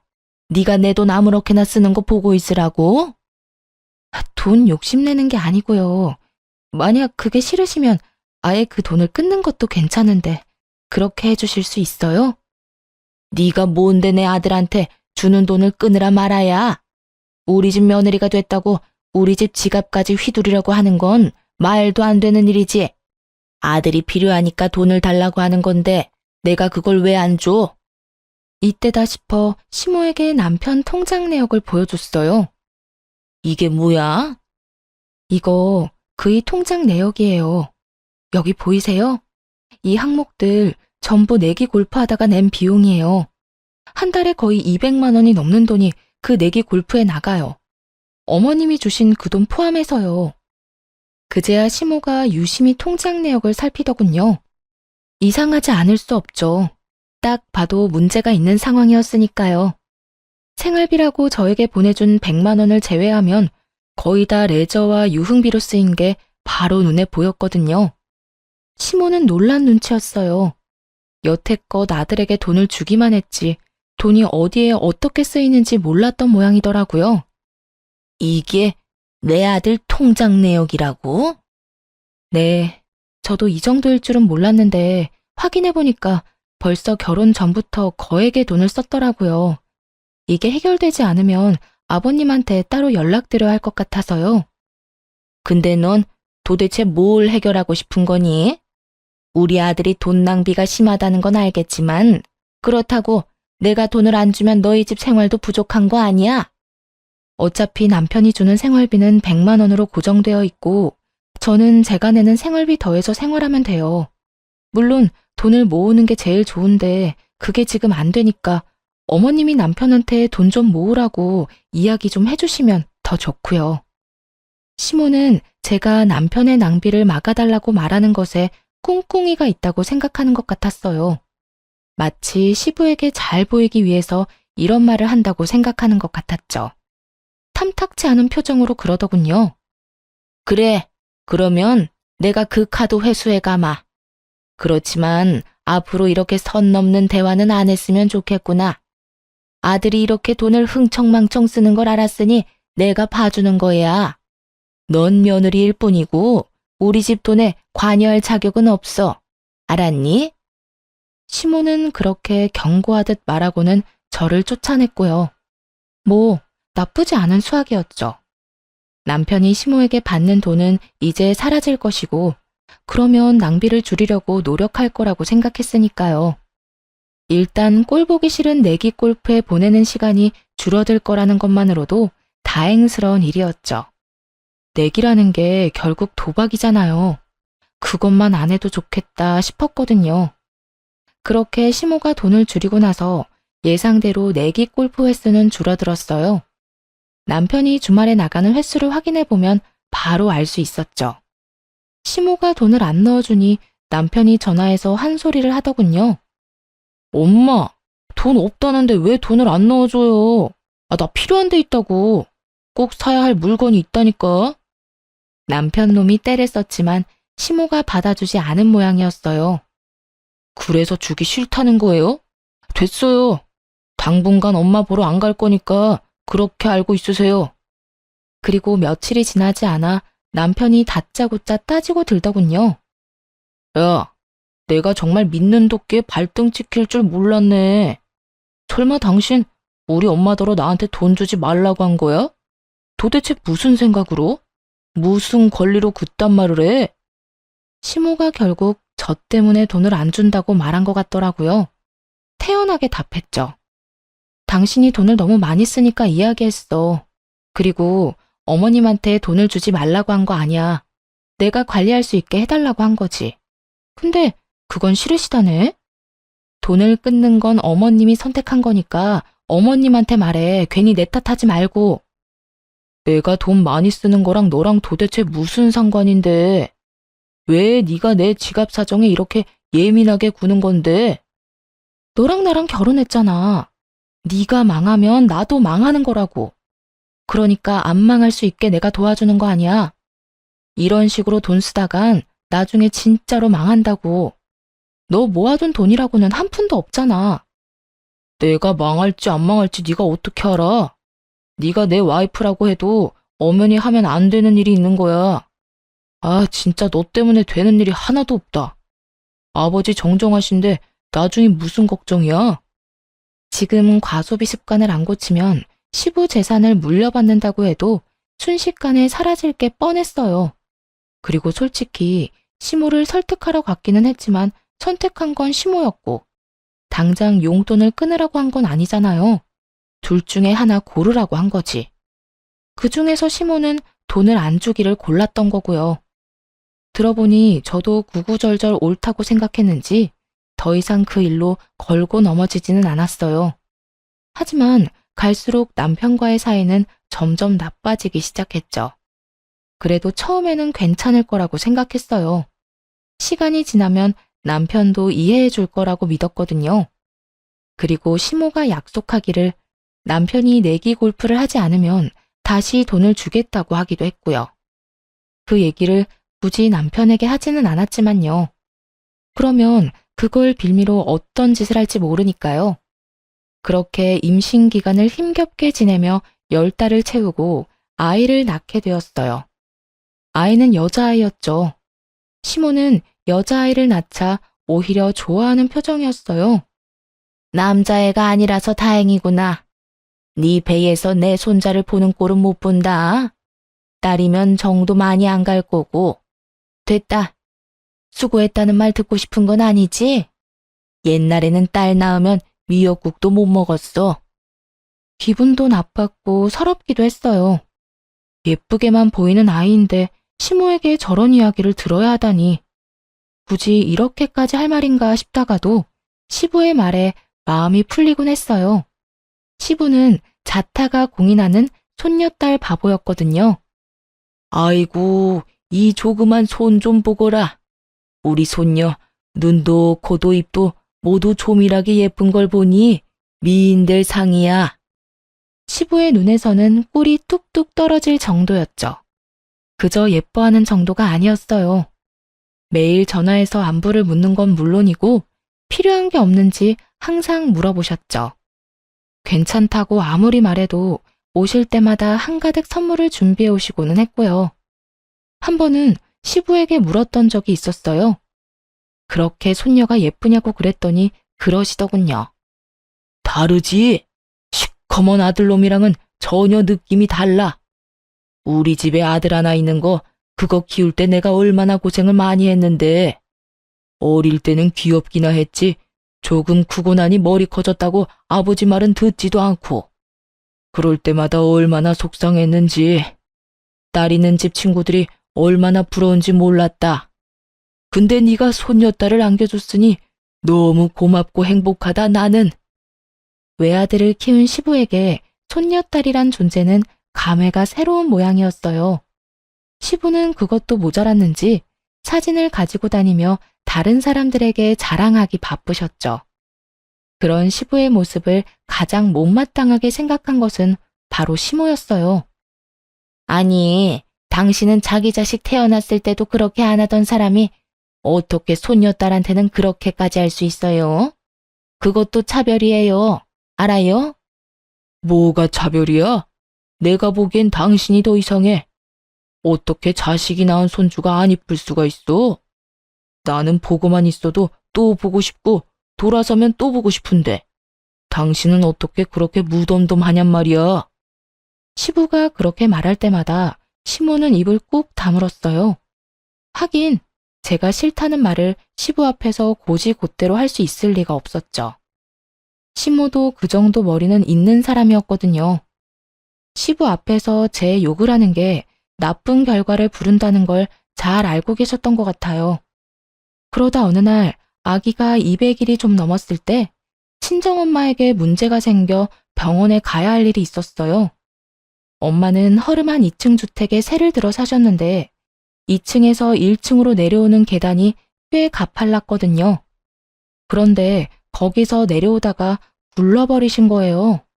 병원에 갔더니 다리가 골절됐다더군요. 입원을 해야 하고 수술까지 해야 하는 상황이었죠. 하지만 아이를 데리고 엄마를 케어할 수 없었고 그맘때 아이도 감기 기운이 있어서 병원으로 아이를 데리고 갈 수도 없었어요.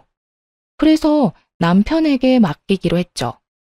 그렇게 친정엄마의 수술이 시작되고 아이가 잘 있는지 걱정되기 시작했어요. 이제 겨우 200일밖에 안 되는 아이잖아요. 눈에 밟힐 수밖에 없었죠. 그래서 남편에게 전화를 했는데 이 양반이 전화를 안 받는 거예요. 몇 번을 해도 통화가 안 되더라고요. 초조하고 이상한 생각이 들어서 어머니가 수술하고 나오자마자 곧바로 어머니에게 양해를 구하고 집으로 돌아왔어요.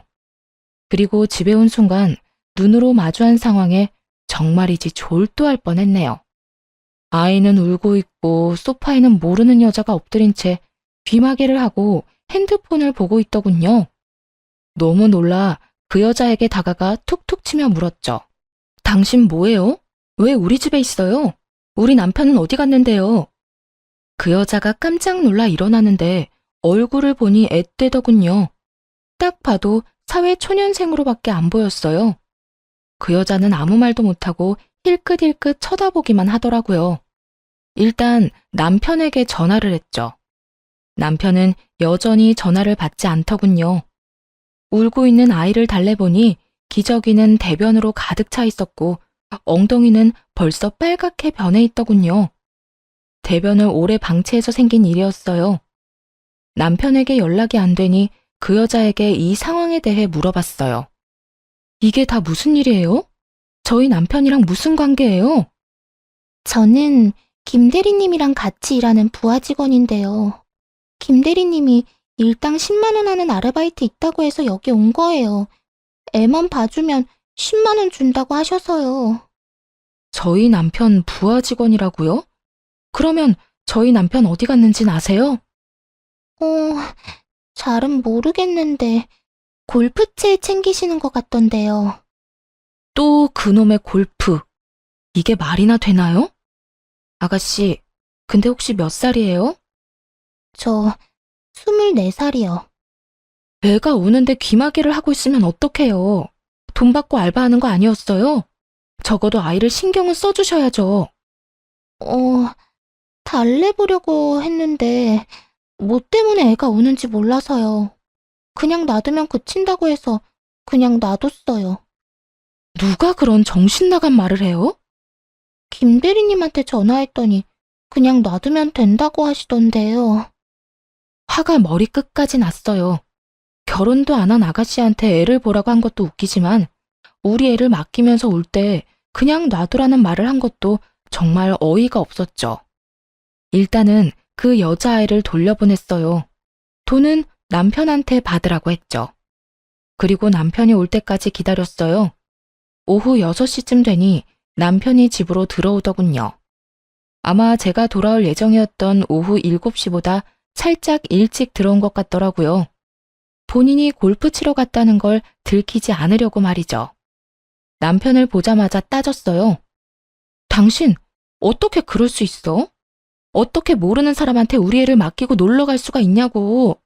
게다가 우리 집에. 당신 미쳤어? 200일도 안 되는 애를 다른 사람 손에 맡길 생각이 들어? 애는 괜찮네. 그러면 된 거 아니야? 별일 없었으면 된 거지. 뭘 그렇게 따지고 난리야. 피곤하니까 나중에 말하자.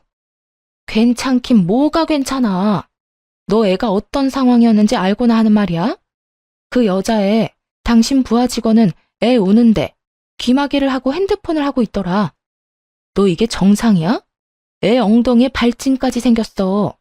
도대체 몇 시간을 그렇게 방치했는지 알 수가 없다고. 약 바르면 되잖아, 약. 그거 가지고 왜 나한테 그래? 애를 제대로 못 본 내 부하 직원 탓이지. 그 여자애한테 애를 맡긴 게 너잖아. 아니, 애를 키워본 적도 없는 사람한테 애를 보게 해? 그것도 그렇게 갓난쟁이를. 적어도 어머님한테 맡긴다는 생각은 안 해봤어? 했지. 제일 먼저 했지. 그래서 나도 어머니한테 맡기려고 했어. 그런데 엄마가 아이씨, 며느리 딸은 맡아주기 싫다고 하잖아. 뭐? 어머님이 며느리 딸이라서 맡아주기 싫다고 했다고? 이거 미친 거 아니야? 와, 진짜. 남편과 이야기하다가 알게 된 시모의 발언에 이성이 뚝 끊어지는 느낌이었어요. 시댁으로 당장 달려갔죠. 들어가자마자 시모에게 따져 물었어요. 어머님, 오늘 바쁜 일 있으셨어요? 아니, 아무 일도 없었는데 왜 그러니? 왜 갑자기 와서 이렇게 사나운 얼굴로 그런 걸 물어? 이 사람이 저희 딸 잠깐 봐달라고 했는데 왜 안 봐주셨어요? 네 질문이 더 웃기구나. 내가 왜 당연히 봐줘야 한다고 생각해? 나도 힘들면 안 봐줄 수 있어. 넌 이 늙은이한테 꼭 그렇게 애를 맡기고 싶니? 하루 종일 맡아달라는 것도 아니고 오후에 잠깐 맡아달라는 거였어요. 오늘 저희 딸이 어떤 상태였는지 아세요? 내가 그걸 어떻게 아니? 너희 부부 일은 너희가 알아서 해. 어떻게 그걸 말이라고 하세요? 어머님이 조부모님이시잖아요. 어떻게 손녀딸한테 그런 말씀을 하실 수가 있냐고요. 시모를 향해 눈물 콧물 다 흘리며 하소연하듯 따졌어요. 그간의 서름이 다 몰려와서 더 열이 받더군요. 게다가 오늘 있었던 일까지 생각하니 견딜 수가 없었죠. 그러다 소리를 빽 지르는 순간 현관문에서 시부가 들어오며 말하더군요. 아이고, 우리 며느리 왔어? 그런데 무슨 일이야? 왜 울어? 무슨 일 있니? 아버님. 눈물을 흘리며 그날 있었던 일을 다 말했어요. 그리고 믿지 못하는 시부에게 그 아르바이트한 여자애가 우리 애한테 저지른 짓을 홈캠으로 고스란히 보여줬어요. 그리고 그 여자와의 대화 녹음 파일도 들려줬죠. 그걸 보고 있던 남편놈이 안절부절 못하며 저한테 따지더군요. 왜 나한테 그래? 애 안 봐준 거는 엄마잖아. 뭐 때문에 우리가 이렇게 된 건데? 걔가 그렇게 애를 못 볼 줄 내가 알았어? 그냥 나는 돈 주고 애 봐달라고 시킨 것 뿐이라고. 왜 나한테 그러는 건데? 아예 뭐가 잘못됐는지 자체를 모르더군요. 남편에게 말했어요. 됐어. 나 더 이상 당신이랑 살고 싶지 않아. 그러니까 우리 이혼해. 결국 제 입에서 이혼 얘기가 나오자 시부의 얼굴이 시뻘겋게 달아올랐어요. 그러더니 남편놈 귀를 잡아당기며 화를 내시더라고요. 넌 도대체 뭐 하는 인간이냐? 넌 뭔데 네 자식을 저 따위로 취급을 해? 내 귀한 손주 왜 저런 취급받게 만들어? 네가 인간이야? 네가 그러고도 아빠냐고? 시부가 남편의 등짝을 두드려 패더군요. 이제와 두드려 맞은들 제 마음은 이미 갈기갈기 찢겼고 저 자식을 내 아이의 아빠로 두는 것조차 소름 끼치게 싫었죠. 시부는 계속해서 남편에게 물었어요. 너 애 아파서 저러고 있는데 어디 갔었어? 등을 맞으면 억울해하던 남편이 갑자기 입을 꾹 다물더군요. 안 봐도 뻔하죠. 골프채를 챙겼으면 골프를 하러 간 게 아니겠어요? 그리고 그것도 그렇게 좋아하던 내기 골프였을 거고요. 제가 대신 시부에게 말했어요. 아마 내기 골프 갔을 거예요. 그것 때문에 얼마 전에도 마찰이 있었거든요. 생활비로 나가는 돈 빼고는 거의 다 내기 골프에 써서요. 오늘도 거기 간 것 같더라고요. 이 말에 시부가 기가 막힌 듯 남편을 쳐다봤어요. 경악하는 눈빛으로요. 까도 자꾸만 나오는 남편놈의 기행에 시부가 놀란 모양이었어요. 그럼 너 돈은 어디서 나서 그렇게 펑펑 쓰고 다녀? 며느리 생활비는 제대로 주는 거 맞아? 응? 그 돈은 엄마가 나한테 준 거라고요. 나한테 뭐라고 하지 마세요. 아니, 내가 받은 돈으로 골프 쳤다는데 왜 난리냐고요. 뭐 돈 빌려서 골프 치러 다닌 줄 아세요? 돈 없을 때 부모 돈 쓰는 거 당연한 거잖아요. 남편 대답에 기가 막힌 시부가 시모에게 따져 물었어요. 당신은 도대체 무슨 돈이 있어서 애한테 돈을 준 거야? 당신도 나한테 생활비 받아가잖아. 그 생활비로 애한테 돈 준 건 아닐 테고 무슨 돈이야? 아니, 애가 돈이 없다길래 그냥 저도 대출해서 빌려줬죠. 대출 받아서 돈을 줬다고? 이 정신 나간 여편네야. 돈이 없으면 나한테 이야기를 해야지. 왜 돈을 빌려서 내기 골프를 하게 돈을 줘? 아니, 내기 골프인 거 내가 알았으면 안 줬겠죠. 근데 그런 말이 없으니까 난 그냥 돈을 빌려다 준 거고. 아니요? 어머님 알고 계셨잖아요. 제가 다 말씀드렸잖아요. 남편 내기 골프하니까 돈 빌려주지 마시라고요. 그 말을 듣던 시부가 눈이 커지더니 시모에게 따졌어요. 당신 설마 아들이 내기 골프 친다는 거 다 알고도 돈을 빌려준 거야? 맞아요. 그러니까 제 잘못이 아니라 엄마 잘못이라고요. 엄마가 돈을 주니까 내가 그 돈으로 계속 한 거지. 엄마가 안 줬으면 안 했을 거라고요. 그걸 말이라고 해? 이 왼수 같은 새끼. 넌 부모 될 자격이 없다. 내가 웬만해서는 며느리랑 너랑 이혼 안 시키려고 했는데 네 꼴을 보니까 안 되겠구나. 이혼해. 차라리 이혼하는 게 내 손녀한테는 더 좋은 일일 거다. 아버지, 제가 무슨 잘못을 했다고요? 그걸 모르는 게 제일 큰 잘못이야, 이놈아. 그리고 당신은 지금 뭘 잘못한지 알고 있어? 우리 집안에 병균 같은 인간을 키운 게 당신이야. 손녀딸 미워할 시간에 자식 새끼 정신머리 안 고치고 뭐 했어? 결국 시부가 두 사람에게서 카드를 뺏어버렸어요. 모두 시부 명의의 카드였거든요. 시모가 제발 돌려달라고 매달렸지만 시부에게는 통하지 않았죠. 시부가 귀신 같은 얼굴로 말하더군요. 앞으로 두 사람한테는 내가 직접 용돈을 줄 거야. 어디 가서 함부로 돈 빌렸다가는 그 즉시 집에서 호적 파버릴 테니까 알아서 해. 그렇게 상황이 끝났네요. 결국 남편과는 이혼했고 시부는 저를 회유하려 했지만 받아들일 여유가 없었어요.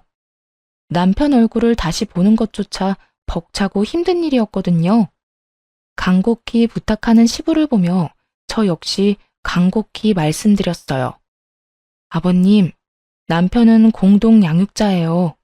저한테 무슨 일 있으면 남편이 우리 아이를 책임져야 한다는 뜻이고요. 그런데 저렇게 책임감 없는 모습에 이미 질려버렸어요. 그리고 앞으로도 믿을 수 없을 것 같아요. 제 마음 알아주셨으면 좋겠어요. 손녀딸을 누구보다 아끼는 시부는 말의 뜻을 정확하게 알아들으셨어요. 결국 시부가 제 의견을 존중해 주셨고요. 그런데 이혼 소송할 때까지도 정작 남편 놈은 태평하더라고요. 앞으로의 일들은 시부가 알아서 해줄 거라고 생각하는 모양이었죠. 사실 저도 그렇게 생각했고요. 시부가 합의를 해줄 수 있겠느냐며 찾아왔었거든요. 아가, 네가 많이 상처받고 힘든 건 나도 잘 안다. 그렇지만 그 미친놈도 내 자식이고 여기엔 내가 알고 지내는 사람이 많아. 최대한 조용히 이혼해주길 원하는데 그렇게 해줄 수 있겠니? 그러면서 시부가 건넨 조건은 생각보다 컸어요. 귀찮게 재산 분할 같은 거 하지 말고 너희 살고 있는 신혼집은 내가 우리 손녀를 위해서 너한테 주도록 하마. 어차피 내 명의 집이었으니 합의하면 바로 너한테 넘겨주마. 시부의 말에 남편 놈이 발악을 하더군요. 아니, 거기 우리 집인데 왜 저 사람한테 줘요? 앞으로 나는 어디서 살라고? 내가 뭘 그렇게 잘못했는데요? 입 안 다물어? 야, 이렇게 된 게 다 네 탓이잖아. 넌 우리 집으로 다시 들어가야지. 그 정신머리 뜯어고치려면. 시부의 그 말에 남편 얼굴이 하얗게 질리더군요. 제 버릇에 시부와 함께 사는 게 얼마나 힘든 일이겠어요. 생각해보니 결혼하고 나서 시부에 대해 남편이 하는 말을 돌이켜보면 좋은 말은 거의 없었어요. 전부 다 꼰대라거나 고지식하다거나 잔소리가 심하다는 말들이었죠. 그리고 그런 것들은 남편이 죄다 싫어하는 거였고요. 남편이 싫어하든 말든 이미 저는 이혼한 사람이고 제가 알 바 아니지만요. 위자료 겸 재산 분할로 시부 명의 아파트를 받게 됐으니 더 이상 그 인간들과 연관된 일도 없었죠. 이혼은 정말 평화롭게 마무리가 됐어요. 그렇게 몇 달쯤 지났을까요? 아이와 둘이서 잘 살고 있었는데 몇 달 뒤 전 시댁이 발칵 뒤집어지는 사건이 발생하게 됐어요. 친정엄마가 집에 오셨는데 살짝 흥분된 얼굴이시더라고요. 엄마, 무슨 일 있어? 야, 너 이혼 잘했어. 그 집 지금 난리 났다. 의아한 표정으로 친정엄마를 쳐다봤더니 엄마가 답답한 듯 말하더군요. 너 얼마 전에 네 시아버지 고혈압으로 쓰러진 거 알지? 그거야 알지. 전 남편도 참 불효자다 싶더라고. 도대체 아버지한테 어떻게 했으면 시아버지가 뒷목 잡고 넘어가? 근데 그게 다가 아니야. 너희 시아버지 병원 갔는데 거기서 진료받다잖아. 근데 간에 이상이 있었대. 간이 안 좋으셨구나. 아버님은 괜찮으시대? 아직까지는 팔팔하시더라. 근데 그게 문제가 아니야.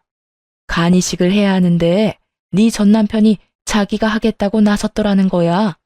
근데 검사 결과가 적합하지가 않았다네. 그런 일도 많잖아요.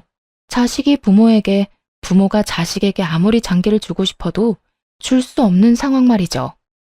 그러니까 장기 이식을 사람들이 간절히 기다리는 거고요. 그걸 가지고 이렇게 호들갑 떠는 건 좀 아니라고 생각했는데 친정 엄마가 하는 그 뒷말이 더 놀라웠어요. 검사 결과만 안 맞는 게 아니고 너희 시아버지랑 너희 전 남편 부자지간이면 낳을 수 없는 혈액형이었더라고. 그게 무슨 말이야? 혈액형이 왜? 너희 시아버지가 O형인데 네 전 남편이 AB형이었더라. 알기로는 남편이 A형이었거든요. 너희 시아버지가 몰래 자기 아들이랑 친자 검사를 했나 보더라고. 근데 결과가 친자가 아닌 걸로 밝혀져서 너희 시어머니를 쥐잡듯 잡았대. 처음에는 애가 바뀐 걸 의심해서 친자 검사하라고 했는데 너희 시어머니가 절대 친자 검사 안 한다고 버텼다네. 진짜? 저야말로 충격이었어요. 시부가 제 아이를 그렇게나 좋아했으니 더했죠. 아마 이혼 전에 이 사실이 밝혀졌으면 살고 있는 이 집도 못 받고 길거리로 나앉았을 거예요. 그래. 근데 결국 너희 시어머니도 친자 검사했는데 둘은 모자 관계였다네. 결국 네 전 남편이 네 시어머니의 외도 증거가 된 거 아니니? 아버님 속이 말이 아니시겠네. 손녀딸을 그렇게 좋아하셨는데 아들이 자기 자식이 아니었다니. 근데 딱히 그렇지만도 않은가 보더라고. 남들 말로는 오히려 후련해 했다는데? 왜 후련해? 막 싸운 거 아니야? 진자식 아닌 거 알고 바로 네 시어머니와 이혼하고 아들 자기 자식 아니라고 소송했다더라고. 뭐라더라? 저런 후레자식이 내 자식이 아닌 게 당연하다고 했다던데? 그 이야기를 듣자 그제야 시부가 무슨 생각인지 알게 됐어요. 시부에게 사고만 치는 아들은 죽을 때까지 데리고 가야 할 애물단지나 마찬가지였는데 자기 자식이 아니니 차라리 떼어내는 편이 시부에게는 더 나은 선택이었던 거죠. 얼마 전 저희 이혼할 때도 아들놈 때문에 아파트를 며느리에게 줘야 했잖아요. 게다가 애물단지 아들 껴안고 살게 됐고 마누라는 마누라대로 지 자식 사고치는 거 막을 생각은 조금도 안 하고 오히려 나쁜 길로 인도하기까지 했으니 시부 입장에서는 둘 다 자기에게 전혀 도움 안 되는 인간들인 거죠. 핏줄이라는 이유로 평생 끌고 갈 짐이 사실은 내 짐이 아니었으니 버리기로 선택한 거고요. 근데 더 웃긴 거 이야기해 줄까? 너희 시어머니랑 네 전 남편, 네 시아버지가 소송 걸고 자기들 떼내려는 거 알자마자 발등에 불 떨어져서 너희 시아버지 찾아와서 울면서 빌었대. 근데 아버님이 받아줄 리 없지. 그 인간들 보는 앞에서 변호사 불러서 유언장 고쳤다고 하더라. 자기 죽으면 모든 재산 기부하겠다고. 네 시어머니는 이혼할 때 받을 재산 분할 기대하고 있었던 모양인데 너희 시아버지가 그 재산들 다 형제들한테 증여해버렸다네. 결국 이혼한 시모 앞으로 남은 건 갚아야 할 위자료와 전 남편이 열심히 땡겨 쓴 대출뿐이었죠.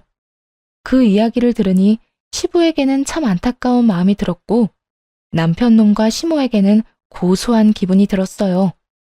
시부 하나 믿고 빨대 꽂던 두 모자가 버림받은 걸 보니 제 속이 다 시원하기도 했고요. 그런데 그 이야기를 들은 지 열흘쯤 뒤에 전 남편과 시모가 연락을 해오더라고요. 무슨 일이야? 무슨 일이긴. 집에 없던데 혹시 무슨 일 있는 건 아니지? 아, 집. 이 인간들이 제가 살던 집에 찾아간 모양이더군요. 하긴 시부에게 쫓겨나고 자기 자식 아닌 것까지 소송당했는데 그 집에서 살게 해주지 않았을 테죠. 그렇게 쫓겨나고 지금까지는 자존심 때문에 연락도 안 하다가 이제와 급해졌는지 연락한 모양이었어요. 우리 집에는 왜 찾아온 거야? 그게 나랑 우리 엄마 지금 갈 곳이 없어서 그런데 거기서 좀 머무를 수 없을까 하고. 당신 월급을 내가 몰라? 400만 원 가까이 버는데 월세라도 얻어. 보증금 없이 월세 많이 내면 들어갈 수 있을 건데? 나도 그러려고 했지. 그런데 엄마가 진 빚 때문에 내가 이러지도 저러지도 못해.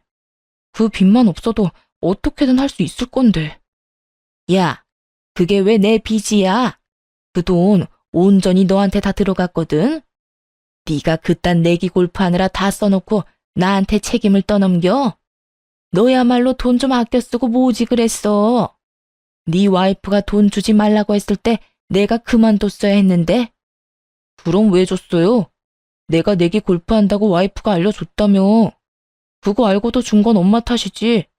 그리고 엄마가 아빠 두고 바람만 안 피웠어도 우리가 쫓겨날 일은 없잖아. 그 이야기가 왜 갑자기 나와? 이렇게 쫓겨나게 된 건 네가 그 양반한테 밉보였기 때문이잖아. 애초에 며느리랑 싸우지만 않았어도 네 아버지가 고혈압으로 쓰러질 일 없었겠지. 그게 왜 내 잘못인데요? 엄마가 아무 남자나 막 만나고 돌아다니다가 이렇게 된 거 아니야. 난 아버지한테 내 장기까지 주려고 했다고요. 네가 애초에 돈이랑 애 문제로 네 아버지랑 싸우지만 않았어도 기른 정이라도 생각해서 받아줬겠지. 네가 행실을 잘 못하니 네 아버지도 너한테 오만정이 다 떨어진 거 아니야? 전화해놓고 핸드폰 너머로 둘이서 아주 귀에 피가 나게 싸우더군요. 그렇게 단 둘뿐인 핏줄이 서로를 탓하며 소리 지르는 걸 보니 웃기기도 하면서 짜증도 나더군요. 싸울 거면 전화 끊고 해. 잠깐만. 본론 아직 이야기 안 했어. 월세 얻을 돈도 없어서 당신한테 전화했지. 우리 딸이면 내 딸이기도 하잖아. 그래도 내 핏줄인데 이렇게 갈라지는 것도 아닌 것 같고. 우리 엄마도 이제 우리 딸 인정할 거고. 우리 딸은 당신 엄마 인정 필요 없어. 끼고 자빠졌네. 야, 네가 뭔데? 너희 엄마가 뭔데? 어디서 내 새끼를 인정하고 말고야? 내 딸이잖아. 나도 내 딸 볼 자격 있어. 그럼 밖에서 봐. 그리고 그 집 이미 내가 팔았거든? 그러니까 그 앞에 죽치고 앉아봐야 소용없어. 뭐? 네가 뭔데 우리 아빠 집을 팔아? 전 남편이 화내며 어이없다는 듯 묻더군요. 애랑 둘이 살기엔 집이 크기도 하고 거기서 이혼을 했으니 재수가 없어서 집을 옮겼거든요. 직장에도 지점을 옮겨달라고 요청해서 친정과 가까운 곳으로 정근까지 신청해서 왔죠. 이제와 생각하니 집을 옮긴 게 정말 잘한 거였더라고요. 처음에는 살던 곳을 떠나는 게 좋은 선택이라고 생각하진 않았거든요. 어쩔 수 없이 이사한 거였는데 다행이었죠. 이 인간들이 들러붙을 상황이 사라졌으니까요. 게다가 상황 파악이 안 되는지 이제는 자기 아빠가 아닌데도 아빠라고 하더군요. 친생부인 소송을 통해 시부가 자기 아버지가 아닌 걸로 확정이 됐는데도 여전히 정신을 못 차린 모양이었죠. 그래서 따끔하게 일침을 놓았네요. 누가 너희 아빠야. 소송하고 아버님이랑 남 됐잖아. 그리고 그 집은 이혼할 때 내가 받은 거거든. 내가 팔든 말든 네가 상관할 바는 아니지. 우리 집에 빌부터 살 생각 때려치워. 나는 당신이랑 당신 엄마 드릴 생각 추호도 없으니까. 진짜 당신까지 이런 식이면. 뭐가 이런 식인데? 네 놈이 우리 딸만 잘 봤어도 당신 엄마가 당신 손녀만 봐줬어도 이럴 일 없었겠지. 내 탓하기 전에 네가 뭘 잘못했는지나 생각해봐. 그걸 모른다는 건 아직 네가 인간이 안 됐다는 뜻이니까. 그렇게 전 남편에게 톡 쏘아붙이고는 전화를 끊었어요. 그 뒤로도 계속 전화가 오는데 다 무시했고요. 받아서 좋은 소식은 전혀 아닐 테니 말이죠. 솔직히 전 남편이 시부 친자식이 아니라 하더라도 시부에게 깍듯이 대하거나 살갑게 대했다면, 아니 적어도 다른 사람 눈살 찌푸린 일 없이 평범하게만 살았어도 시부가 남편을 버릴 일은 없었을지도 몰라요. 배신감은 느끼겠지만 기른 정도 무시 못한다고 하잖아요. 게다가 자식이 둘도 아니고 하나뿐이라면 그 연세에 아들을 내쫓는 일은 못했을 거예요. 그런데 시부가 그런 아들을 후련하게 내쫓았다는 건 그만큼 전 남편에게 실망한 게 크다는 증거겠죠. 따지고 보면 이렇게 된 건 누구 잘못도 아닌 남편놈 잘못이겠죠. 그렇다고 시모가 잘했다는 건 절대 아니지만요. 적어도 아들이 남편 자식이 아닐지도 모른다는 걸 알았다면 아들이 남편 눈에 벗어나도록 만들지는 말았어야 하지 않나요? 더 엄하게 가르치며 교육자 집안의 아들답게 키웠으면 말년에 시부에게 버림받는 일은 없었을지도 모르죠. 어쨌든 그렇게 남편놈과 야견은 그렇게 끊어졌어요. 솔직히 애 운운하며 저희 집 오겠다고 했을 때는 면접 교섭권이라도 쓸 거라고 생각했는데 그걸 원한 적은 단 한 번도 없었네요. 그놈이 쓰레기 같은 인간이라는 걸 다시 한번 깨닫게 됐죠. 어차피 만나게 할 생각도 없었으니 다행이라고 할지, 애를 찾지 않는 것을 탓해야 할지, 어차피 둘 다 참 짜증나더군요. 그래도 지금은 후련해요. 시간이 지날수록 좋아지고 있고 또 익숙해지고 있거든요. 글 읽는 분들 중에 무료함을 달래려고 읽는 분도 있겠지만 이혼 고민을 하면서 사연글을 읽는 분도 계실 거예요. 그런 분들에게 말해드리고 싶네요. 항상 힘들지만은 않다고요. 오히려 시간이 지나면 더 좋은 일이 생길 수 있으니 정말 아니다 싶으면 용기를 내보는 것도 좋은 선택이라고요. 긴 글 읽어주셔서 감사합니다.